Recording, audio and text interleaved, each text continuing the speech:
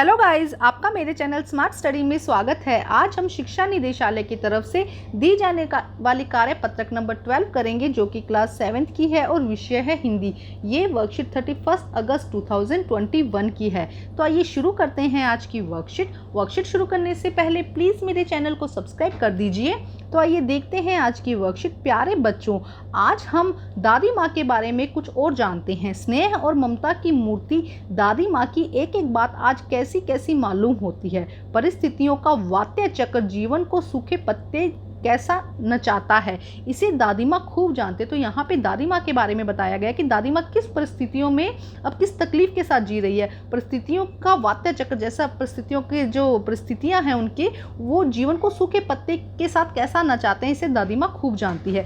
दादा की मृत्यु के बाद से ही वे उदास रहने लगी। संसार उन्हें धोखे की टट्टी मालूम होता था। देखो क्या कह रहा है कि दादा की मृत्यु के बाद ही क्या होने लगा, वो उदास रहने लगी और संसार भी जो था उन्हें अच्छा नहीं लगता था। उन्हें लगता था कि हर कहीं धोखा ही धोखा है। दादा ने उन्हें स्वयं जो धोखा दिया, वे सदा उन्हें आगे भेजकर अपनी पीछे जाने की झूठी बात कहा करते थे।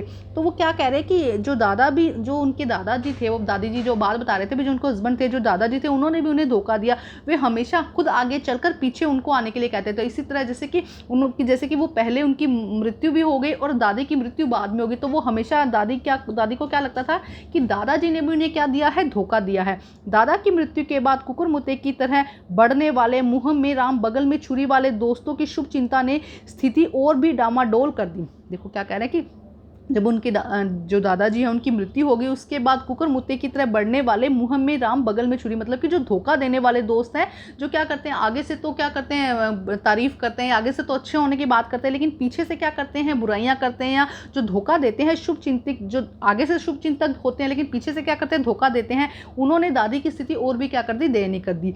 दादा के श्राद्ध में दादी माँ ने मना करने पर भी पिताजी ने जो अतुल संपत्ति व्यय की, वह घर की तो थी नहीं। देखो यहाँ पे क्या समझाया जा रहा है कि जब दादाजी की मृत्यु के बाद उनका श्राद्ध हुआ, तो दादी माँ के मना करने पर भी पिताजी ने जो अतुल संपत्ति व्यय की, वह घर की तो थी ही नहीं। जो भी संपत्ति उन्होंने व्यय की, जो भी खर्चा किया, वो घर की तो थी ही नहीं।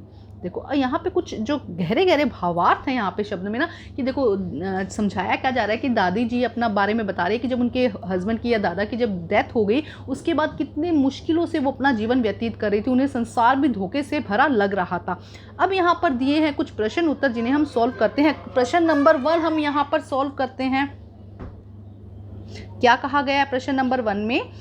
पार्ट 1 में देखो क्या है, पार्ट में दादी माँ को स्नेह और ममता की मूर्ति कहा गया है। आप इन शब्दों का प्रयोग किन रिश्तों के लिए करना चाहेंगे और क्यों? तो देखो दादी माँ को क्या कहा गया है, स्नेह और ममता की मूर्ति कहा गया है। तो आप इन शब्दों का प्रयोग किन रिश्तों के लिए करना चाहेंगे? तो हम इन शब्दों का प्रयोग अपनी माँ के लिए करना चाहेंगे, क्योंकि माँ हमारी स्नेह और ममता से भरी होती है। वो हमारे लिए कुछ भी त्याग कर देती है। तो मैं इन शब्दों का प्रयोग स्पेशली अपनी मदर एंड फादर के लिए भी कर सकते हैं आप, कि मदर के लिए करना चाहूँगी, माँ के लिए करना चाहूँगी। क्यों? क्योंकि वो हमारे लिए अपना सब कुछ न्यौछावर कर देती है। तो आइए देखते हैं इसका आंसर हम। तो देखते हैं आंसर क्या होगा। मैं इन शब्दों का प्रयोग अपनी माँ के लिए करना चाहूँगा, जो सच में त्याग की मूर्ति है, जिसने अपने लिए कुछ ना चाहकर सब कुछ हमारे लिए करने की कोशिश की है। तो आप किन के लिए प्रयोग करना चाहेंगे, आप यहाँ पर वो भी लिख सकते हैं। तो मैं इन शब्दों का प्रयोग अपनी माँ के लिए करना चाहूँगी या चाहूँगा, क्योंकि वो सच में त्याग की मूर्ति है। उसने अपने लिए कुछ ना चाहकर हमारे लिए सब कुछ करने की कोशिश की है। अब करते हैं प्रश्न नंबर 2। प्रश्न नंबर 2 में देखो क्या कहा गया है, शब्दों को उनके सही अर्थ के साथ सुमेलित कीजिए। ओके, कुकुरमुत्ता क्या होता है, जो मशरूम होता है ना, उसे हम हिंदी लैंग्वेज में या उसमें हम क्या कहते हैं, इसको कुकुरमुत्ता। तो फर्स्ट का क्या हो जाएगा, कुकुरमुत्ता का क्या हो जाएगा, अंग्रेजी शब्द मशरूम का प्राप्त। उसके बाद है वात्या चक्र। वात्या चक्र का मतलब होता है तूफान। वात्या चक्र का मतलब क्या होता है, तूफान। इसी तरह प्रश्न नंबर यहाँ पे 3 है अतुल। अतुल का मीनिंग, तुल मतलब कि तुलना करना, जिसकी क्या की ना जा सके, तुलना की ना जा सके, तो वो हो जाएगा अतुल। अतुल का मतलब जिसकी तुलना ना की जा सके। तो ये 3 शब्द थे। वात्या चक्र मतलब कि तूफान, कुकुरमुत्ता मतलब कि मशरूम को कहा जाता है, और अतुल मतलब कि जिसकी तुलना ना की जा सके। अब देखते हैं प्रश्न नंबर 3 क्या कहा गया है, मुँह में राम बगल में छुरी मुहावरे का प्रयोग करके उसका अर्थ लिखिए। तो मुँह में राम बगल में छुरी का मतलब है कि सामने तो मीठा बनना लेकिन पीछे से बुराई करना। इसका वाक्य प्रयोग भी आपको करना है। तो आइए करते हैं 3rd, 4th and 5th question. तो देखिए प्रश्न नंबर 3 देखते हैं। मुंह में राम बगल में छुरी मुहावरे का अर्थ है बाहर से मित्रता जैसा व्यवहार करना और पीछे से नुकसान करना। मतलब अंदर से उसकी भावना अच्छी नहीं है, बाहर से वो आपको अच्छा अच्छा दिखा रहा है, लेकिन पीछे पीछे क्या करना, नुकसान करना। सुरभि और प्रतिभा दोनों आपस में अच्छी सहेलियां बनती है, परंतु मौका पाते ही एक दूसरे की बुराई शुरू कर देती है। यह तो वही बात हुई मुंह में राम बगल में छुरी।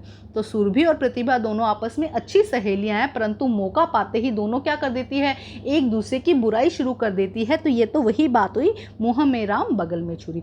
प्रश्न नंबर 4, दादी माँ के लिए अब संसार धोखे से भरा क्यों लगने लगा था। दादी माँ को ये संसार धोखे से भरा क्यों लगने लगा।